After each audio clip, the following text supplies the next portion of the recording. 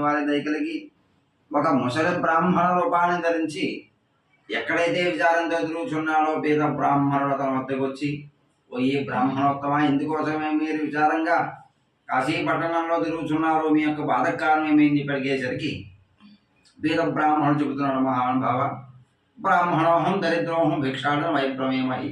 మహానుభావ, నేను బ్రాహ్మణుడను, గర్భదరిద్రుడను, ప్రతి నిత్యము కూడా కాశీ పట్టణంలో భిక్షాటన చేస్తూ జీవించున్నాను. ఈ రోజున కాశీ పట్టణంలో ఎన్ని వీధులున్నప్పటికీ కూడా బెడిగడేను బిచ్చం లభింపగా అది బాధతో తిరుగుచున్నాను. కాబట్టి నా యొక్క బాధ పోయే మార్గం చెప్పండి నేను చెప్పి అడిగేసరికి సత్యనారాయణ స్వామి వారు అంటున్నారు, బ్రాహ్మణుడా విచారించవు, సత్యనారాయణ విష్ణు వాంఛితార్థ ఫలప్రద.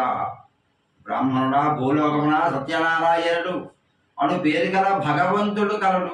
ఆ భగవంతుని యొక్క వ్రతం కలదు. ఆ వ్రతం కనుక నీవు ఆచరించినట్లయితే నీ యొక్క సమస్త బాధలన్నీ కూడా తొలగిపోతాయి అని చెప్పి స్వామివారు వ్రత విధానం తెలియవచ్చి అక్కడ దానం పొందినారు. అలాగే వేద బ్రాహ్మణ రాత్రంతయో కూడా నారాయణ నారాయణ అనే భగవన్ నామస్మరణ మాత్రమే చేసుకుని మరునాడు ఉదయాన్నే లేచి తన యొక్క స్నాన సంధ్యావందనాలు నెరవేర్చుకుని భిక్షపాత్ర